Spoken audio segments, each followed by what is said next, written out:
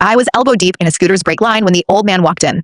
Three-piece suit, expensive watch, two guys in sunglasses flanking him like Secret Service rejects. "I'm your father." I didn't look up. The brake cable was frayed, and Mrs. Chen's kid rode this thing to school every day. If I did a shit job, the kid ended up in a ditch. Got proof. He slid a folder across my workbench. I wiped my hands on my jeans, oil-stained, ripped at the knee, the uniform of my life for the last 12 years, and opened it. DNA report, 99.99% match. Requesting party, Harrison Shaw. Sample A labeled, alleged father. Sample B labeled, alleged son, Derek Chin. "Where'd you get the sample?" I asked. "Last month, you were smoking outside the internet cafe on 3rd. I had someone collect the cigarette butt." He straightened his tie. "I'm Harrison Shaw." Huh. I closed the folder. Hold that thought. I pulled out my phone and dialed. "What are you doing?" "Calling 911. The sunglasses guys shifted forward. Harrison held up a hand, stopping them.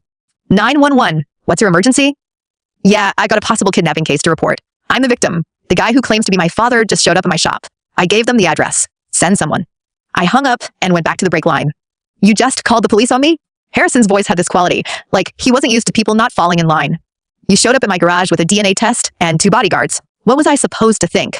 The neighbor, Mrs. Park, had been pretending to water her fake plants for the last 10 minutes. She shuffled over now, plastic watering can still in hand. "Derek, is that true? He's your real father?" "That's what the paper says." Her eyes went wide. "You're rich now. You're finally rich." "Let's wait for the cops, Mrs. Park." That was when the other one spoke up. The guy in the white shirt, gold-rimmed glasses, stepped out from behind Harrison. He had that look, the one that said he never had to fix his own car, never had to count coins for ramen, never had to tell a landlord you'd be late again. "Welcome home, little brother." I looked at him. "Hold that thought too," I said. "Wait for the cops." His mouth twitched, like he was holding back a smile. The patrol car showed up in 12 minutes. That's what I loved about this neighborhood. Poor people get faster response times because the city doesn't want us burning things down. 2 officers got out, saw Harrison and his entourage, and slowed down. "Who called?" "I did."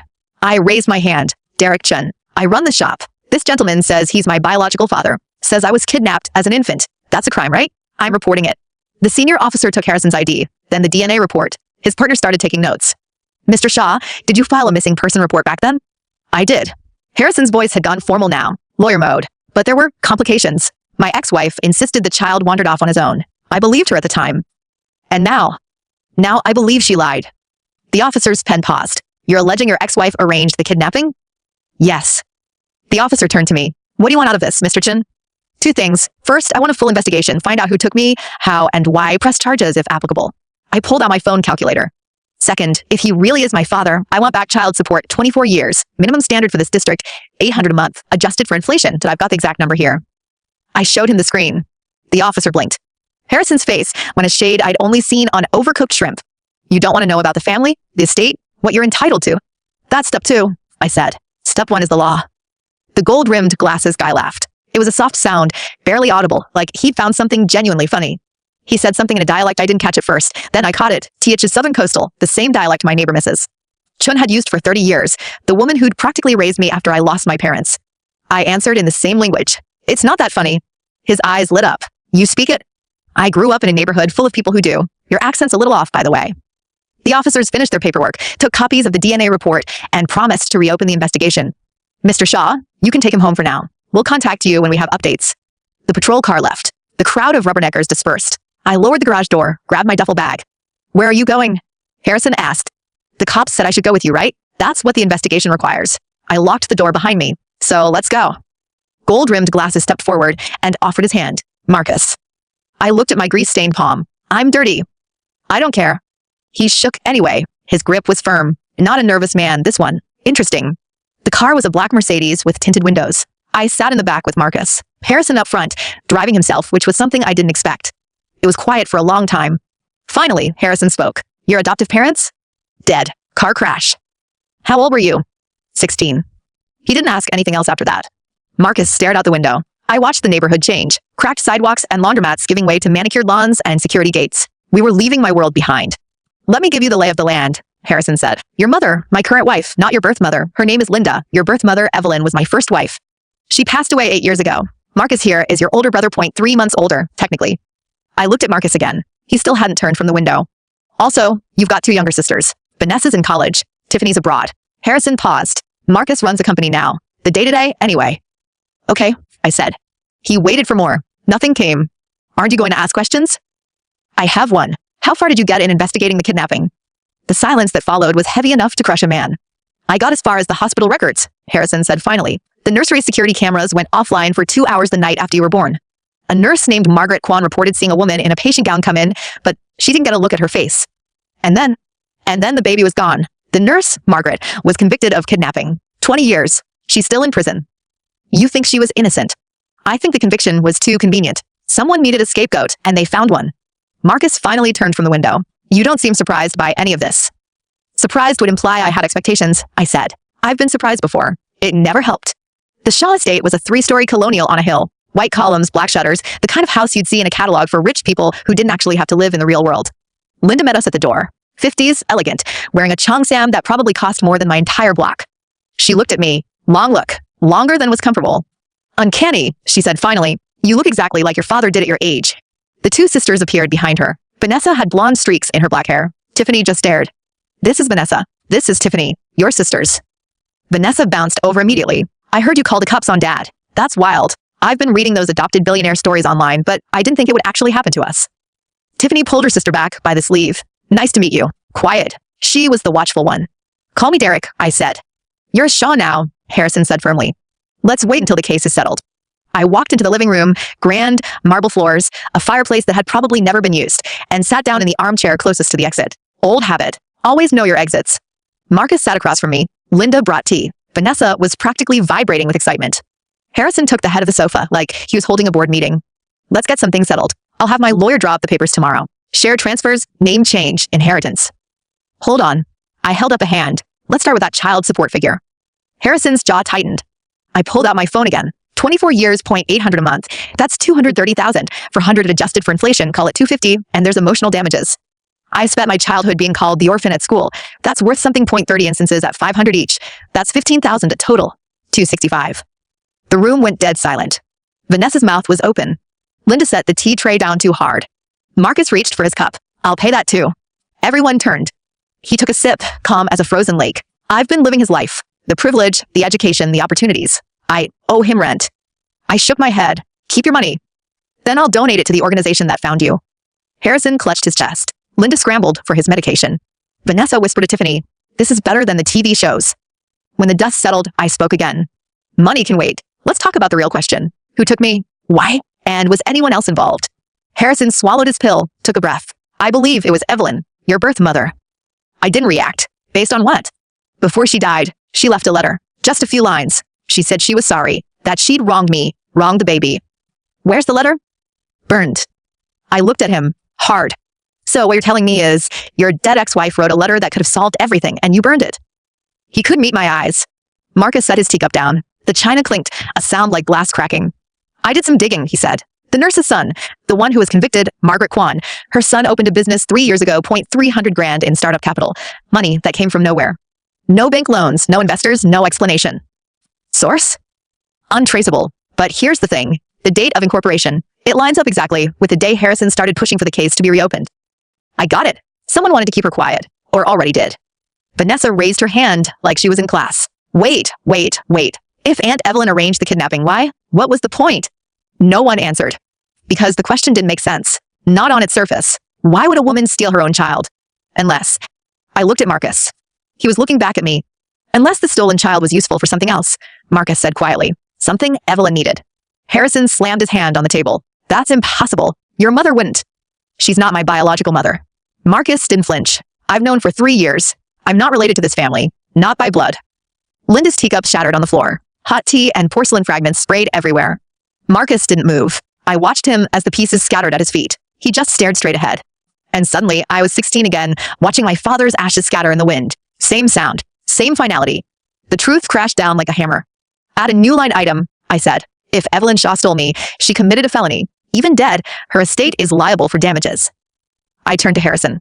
You're her estate's sole inheritor, aren't you? Harrison collapsed back into the sofa. Vanessa clamped a hand over her mouth. Tiffany was crying, silent tears running down her face. Marcus stood up, walked over to me. He held out his hand again. This time, I took it, grease and all. He squeezed hard. Partners? Let me find the truth first. The coffee shop was a chain place on the bad side of town, the kind where the employees wore bulletproof vests under their aprons. Thomas Kim was already sweating when we walked in. Couldn't blame him. If my mother had been convicted of kidnapping, I'd sweat too. Marcus ordered 3 black coffees and sat down like he owned the place. Mr. Kim, I'm interested in your construction supply business, he said smoothly. But before we discuss contracts, I want to ask about your mother. Thomas's sugar packet split in half. White crystals everywhere. Please don't. My mom's in Canada. She's fine. Healthy. $300,000, I said. Where did you get the seed capital? His face went white. I thought this was a business meeting. It is. Marcus slid his phone across the table. This is your company's bank statement. There's a $50,000 wire transfer from an offshore account. The sender's name is Li Hong. Who's Li Hong? A friend of my mother's. A friend of your mother's wired you $50,000? Marcus leaned back, calm as a cobra. Thomas, we're all adults here. Let's not treat each other like children. Thomas's forehead was glistening now. I leaned in, dropped my voice to almost nothing. 24 years ago, at Peace Medical Center, infant kidnapping. Nurse Margaret Kwan was convicted, but the real culprit was your mother, wasn't it? She was the one who took the baby. Thomas exploded out of his chair. No. The entire coffee shop turned. Marcus gestured. Sit down. Take your time. Tell us what really happened. Thomas collapsed back. He was shaking. My mom, she was just following orders. Evelyn hired her. Evelyn paid her $2,000 to switch the babies, and my mom thought she was just moving an infant for a mother who was scared. She didn't know it was a kidnapping. She didn't know. Switched which babies? Thomas was crying now. Evelyn's baby. And another one. The one she wanted. She said she needed a baby for something, but she didn't say why. Where did the baby go after the switch? I don't know. My mom gave her the baby. Then Evelyn made her hide the money in Margaret's locker. She made her frame Margaret. And my mom thought Margaret would just lose her job, not go to prison. He grabbed my arm. Please, my mom's dead now. She told me all this on her deathbed. She said Evelyn paid her for years, $5,000 a month, to keep quiet. IT only stopped 3 years ago. But then the money started coming from somewhere else, from a younger woman. Did your mother say, who? Just that the voice was young and familiar. Outside the coffee shop, Marcus and I smoked in silence. What do you think? He asked. Evelyn wasn't doing a switch. If she was, she would have taken a baby from the hospital and left her own. But that's not what Thomas described. She got someone else's baby. Her own stayed with the family. Marcus's hand shook. Ash fell on his polished shoes. So the baby was taken for a reason, and that reason has something to do with you. He exhaled slowly. Smoke dissolved in the gray sky. That night, Officer Lee showed up at the Shaw estate. Thomas Kim came to the station, confessed everything. We have a name now. He opened a manila folder. Also, we found an old file in the archives. The document was yellowed, fragile. Peace Medical Center infant disappearance. March 15th, 1998. Victim, child of Harrison Shaw and Evelyn Shaw. Suspect, Margaret Kwan, RN evidence. Cash in locker.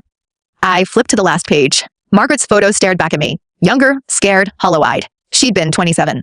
Margaret's out now. Released last month. But she didn't go home. She came here. She's been sleeping on the streets of this city for a month. Find her, I said. We're trying. Harrison pulled me into his study after Lee left. He opened a safe in the wall and pulled out a rusted tin box. Evelyn's letters. I was too afraid to read them. The first one was dated 3 days before she died. Harrison, if you're reading this, I'm gone. I've done terrible things, and I'm sorry. Marcus isn't yours. His real father is my first love. I had to protect him. And the only way was to make sure you had another son, a son you'd believe was yours. The letter trailed off. Burned edges. So she stole a baby to give Marcus cover, Harrison whispered. That's insane. Marcus walked in, holding another letter. No, that's not it. He placed it on the desk. It was addressed to someone named Thomas, in Evelyn's handwriting. Thomas, the baby I have is a shield. Harrison must never suspect Marcus. If Marcus is ever challenged, I will point to the other boy. They're both mine, I'll say. One was just stolen and returned. Harrison will never question. He'll believe in the other boy. That's why I needed him. Not a brother, a human shield. The room went silent. Harrison aged 10 years in 5 seconds. I have to find Margaret, I said. Now.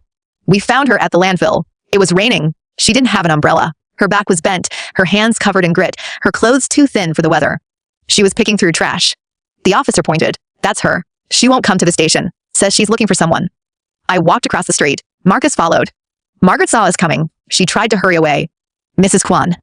She stopped, turned slowly. Her eyes found mine, and then she couldn't stop looking. You? Her voice was a crackle, like broken glass. I'm Derek Chen. I was born at Peace Medical Center, March 15th, 1998. The plastic bag dropped out of her hand. A half-eaten bread roll rolled into a puddle. Her knees buckled. She fell in the mud. I caught her. She grabbed my arm with fingers like twigs, but her grip was desperate, shaking. My baby. She was sobbing without sound, her body heaving. 24 years. I looked for 24 years. Officer Lee was already opening another folder. 2 DNA reports. 1. Harrison Shaw versus Derek Chen. 99.99% match. 2. Margaret Kwan versus Derek Shin. 99.99% match. That's impossible, Marcus said. He can't have two mothers. Lee opened the appendix of the first report. The Derek Chun sample here was taken from a cigarette butt outside an internet cafe. We ran a match against Harrison's DNA. But the follow-up test, the one using Harrison's personal belongings from the infant, that's where we found the discrepancy. What discrepancy? Lee took a breath. The infant belongings, the blanket, the clothes, matched Harrison. But the cigarette butt sample was a different person, which means the baby Evelyn took was not the same baby she eventually returned. Marcus's face went pale. She took the baby, got the DNA evidence, and then she got rid of that baby. We don't know where or how. She may have put him in foster care. She may have sold him. She may have. He didn't finish. Margaret was clutching me, soaking wet, crying into my shoulder. You're my son, she whispered. You're my baby. My real baby. I looked down at her. This woman who'd served 20 years for a crime she didn't commit. Who'd lost her child to a woman with a plan and a secret. Who'd come to the city with nothing but hope. Mom, I said. She broke. Margaret cried for an hour in the back of the police cruiser. I sat with her. Marcus stood outside the car, rain streaming down his face. Harrison had walked away. He stood alone across the street, and I could see his shoulders shaking. His son, the one he'd mourned for 24 years, was dead, gone. Maybe murdered, maybe abandoned, maybe living a life Harrison would never know. The search was over, and yet it had only just begun. That night, after Margaret was settled in a hotel room, I sat on the steps of the Shaw estate. Marcus came out with 2 beers. Found these in the back of the fridge. Don't think Linda knows they exist. We cracked them open. So what now? He asked. The real investigation, I said. The one we didn't even know was happening. Chapter 2. The truth that broke us all. The next morning, I woke up in a guest room that cost more than my entire childhood home. Silk sheets, a minibar I couldn't afford, and a view of a garden that looked like it belonged in a magazine. Marcus was already in the kitchen when I came down, coffee in hand, dark circles under his eyes. Couldn't sleep either? He asked. Ich slept fine. I just don't trust silence. Officer Lee arrived at 7. He had a file under his arm and a grim expression. We found the body, he said. Evelyn Shaw's bodied. It wasn't a car accident. She was murdered. And we found another one, a man, buried on the same property. Dental records match a Thomas Walker. Evelyn's first love, Marcus's biological father. Marcus set his coffee down. His hand didn't shake. Where? In the garden, behind the old studio. Someone buried them both there. We're digging up the entire yard. I looked at Linda. She was standing in the doorway, perfectly composed, wearing a silk robe and an expression of polite concern. That's horrible, she said. Evelyn was such a troubled woman. I always suspected she might have harmed herself. Self-harm doesn't usually involve burying a man in the backyard, I said. Her eye twitched, just slightly. Lee turned to Linda. Mrs. Shaw, we'll need you to come to the station for questioning. Of course, anything to help. The questioning lasted 6 hours. Linda was a master of deflection. She had an answer for everything. The bodies, she'd never known. Thomas Walker? She'd never heard of him. The property? Evelyn had full access to it. She'd done whatever she wanted. But Lee had a secret weapon. Her younger sister, Janet. Janet had been living in the guest house for the past year. Lee found her there the night before, packed and ready to flee. When they brought Janet in, she was a wreck. Nails bitten to the quick. Eyes darting. She made me do it, Janet whispered. Linda. She said if I didn't help her, she'd expose my affairs. My husband would leave me. I'd lose everything. Help her do what? Lee asked. Bury the bodies. Move the money. Send the payments to Thomas Kim's mother. She wanted to make it look like Evelyn was still alive, still paying off the nurse. And the murder? Janet started crying. She killed Evelyn. Evelyn was going to confess everything. The kidnapping, the stolen baby, the whole plan. Linda couldn't let that happen. She'd been in love with Harrison for 20 years. She wasn't going to let Evelyn ruin everything. What about Thomas Walker? He found out. He came to see Evelyn and Linda was there. She killed him with a plaster statue. A bust. Then she made me help her bury him. Lee played the recording of Janet's confession in the interrogation room. Linda's face didn't change. Not a muscle. That woman is a pathological liar, she said calmly. She's always been jealous of me. She's trying to destroy my marriage. Janet had a phone recording, Lee said, from the night you killed Evelyn. She recorded the whole argument. Linda's composure cracked. Just a hairline fracture. I saw it. Let me hear it, she said. Lee pressed play. Linda's voice filled the room, shrill, venomous. Asterisk, you don't deserve him. You never did, you cheated. You stole another woman's baby. You murdered an innocent child, and now you want to confess. I'm not letting you take Harrison down with you. I love him. I've always loved him. Asterisk. The sound of a struggle, glass breaking, a woman screaming, and then silence. Linda closed her eyes. When she opened them, the mask was gone. What remained was something colder, something that had been hiding for decades. You don't understand, she said. Evelyn was a monster. She didn't just steal a baby. She stole my future. Harrison was supposed to be mine. I was the one who stayed. I was the one who held him together after she left. And then she came back with her lies and her guilt, and she was going to take him away again. I couldn't let that happen. So you killed her. I did what I had to do. The trial was brief. Linda was convicted of 2 counts of first-degree murder, plus conspiracy, obstruction, and fraud. She received life without parole. Janet got 10 years for accessory and perjury. Thomas Kim got 5 for money laundering and obstruction. Harrison didn't attend a single hearing. He sat in his study, staring at the wall, for weeks. I visited him on the last day of the trial. "I've got nothing," he said. "I had a wife who lied to me, a son who wasn't mine, and a real son who's probably dead somewhere. What's left?" "Marcus is still your son," I said, "and I'm here, not as your kid, but as someone who got screwed by the same people you did." He looked at me. "You really don't hate me?" "Hate you for what? Being human? Being fooled? We're all fools at some point." He laughed. It was a broken sound, but it was laughter. "Friends?" he asked. "Friends." I took over the company 6 months later. Harrison signed over controlling shares, said he wanted to travel, to find himself. I didn't argue. The first thing I did was change the name. Shaw Holdings became Shaw Cooperative. The second thing was cut every department that wasn't serving people. The third was launch something called the 100 Villages Plan, investing in rural communities, building cooperatives, giving people ownership. Marcus ran communications. Vanessa and Tiffany handled brand and finance. We lost money for 2 years. Then we started breaking even. Then we turned a profit. And then, on year 3, my assistant betrayed me. Her name was Grace, 24, smart, driven. I'd pulled her out of a dead-end clerical job and trained her myself. She had a brother in the States, medical bills piling up. Someone paid her to leak fake documents. The tax evasion story hit the papers. Vendors panicked. Investors panicked. The stock dropped 40% in 3 days. I sat in my office, watching the numbers fall. Marcus walked in.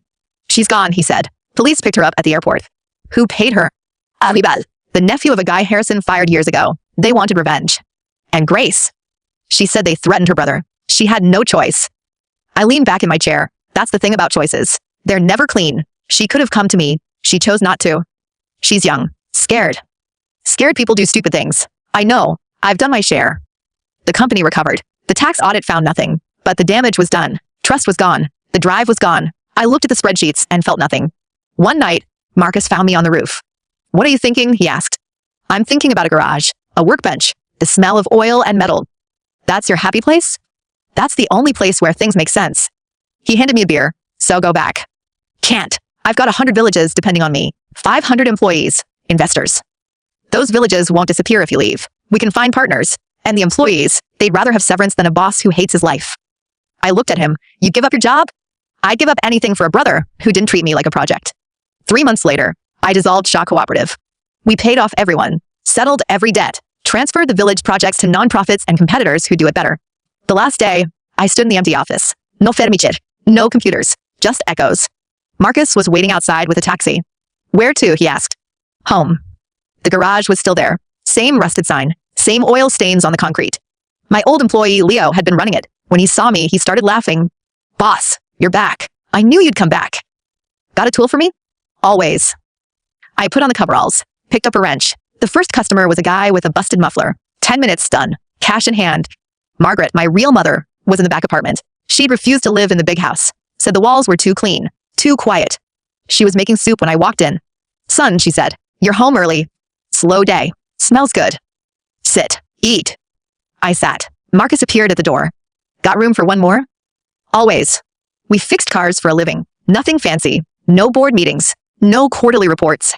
Vanessa and Tiffany started their own fashion line, Shaw and Shaw, using fabrics from the cooperatives we'd left behind. They sent us photos. They were happy. Harrison called every Sunday. He was in Switzerland with a new girlfriend. He said he was finally living. Margaret became the neighborhood's unofficial grandmother. Everyone called her Auntie Margaret. She made dumplings for everyone. And Marcus and I, we just worked. One evening, after closing, we sat on the curb with 2 sodas. "Any regrets?" he asked. "One, that I didn't do this 20 years ago." "You didn't have a choice." "Everyone has a choice. I just didn't know I could make this one." He raised his can to choices. I clinked his. The sun was going down. The streetlights were coming on. Somewhere, a kid was riding his scooter, the one with the brakes I'd fixed 2 weeks ago. "I think I'm happy," I said. "You sound surprised." "I am. Happiness was never the goal. Survival was." "Survival's just a baseline. Happiness is what you build on top of it." I looked at him. This man who'd been thrown into my life by a conspiracy. This man who'd been raised as my brother and turned out to be nothing but a fellow victim. "You're a good friend," I said. "You're a good brother." We laughed. The night was quiet. The garage sign flickered. And for the first time in my life, I didn't feel like I was waiting for something bad to happen. I was just here, with my mother's soup warming my belly and my brother's laughter in my ears. That was enough. 3 years later, the garage had expanded. Not by much, just 2 more bays and a part-time helper. We didn't want more. More meant management. Management meant stress. Marcus wrote a book, called it Swapped. It sold well. He donated the money to a fund for wrongfully convicted prisoners.